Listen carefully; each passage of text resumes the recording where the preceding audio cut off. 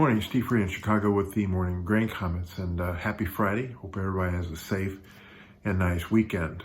As far as prices overnight, got soybeans down, soy meal down, wheat, soybean oil's up a fraction, corn's down, and wheat's down in Chicago.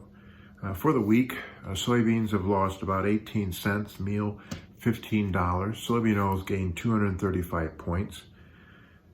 Corn's down 11 cents, while wheat's down anywhere from 12 to 13 cents and 21 cents in Kansas City.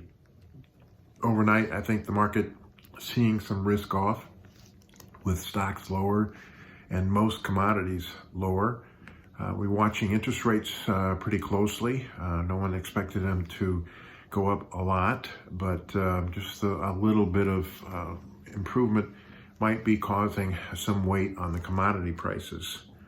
We also noted down in South America, the weather's about the same, in which Argentina portion, especially north, should get some rain. That could eventually move into southern Brazil. And northern and central Brazil is still wet. We did see yesterday that the first Brazil corn crop was estimated at 23.5 million tons. That's the lowest in 30 years, while CONAB raised the second crop 2.8 million tons. And plantings in the central part of Brazil are only 43 to 45% done versus 82 average. Down in Argentina, crop ratings were lowered for both corn and beans. And I think that some people think that the corn crop is probably closer to 44 million tons and beans 45 million tons versus the USDA's latest guess. We also note that there is some concern about China and their hog herd.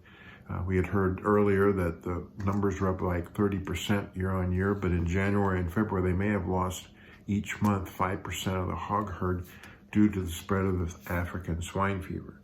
So soybean crush margins are lower.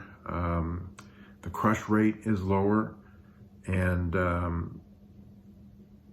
feed demand probably is also down.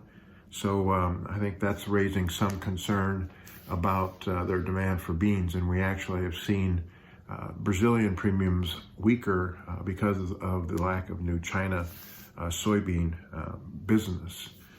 Yesterday, we noted that our corn export numbers are close to commitment of 2.3 billion.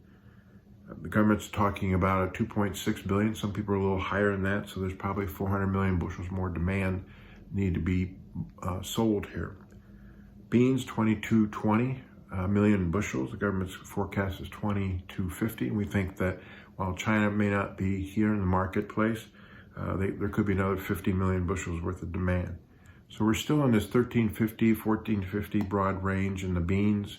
Let's call it 520 to 560 in the corn, and need some either business or some weather delays to push prices at the higher end of the range. The March 31 report for acres and stocks will be very critical for market direction. As always, these are my thoughts and not those of ADM or ADM Investor Services. Have a safe and profitable trading day. Remember, always treat people like you yourself would like to be treated.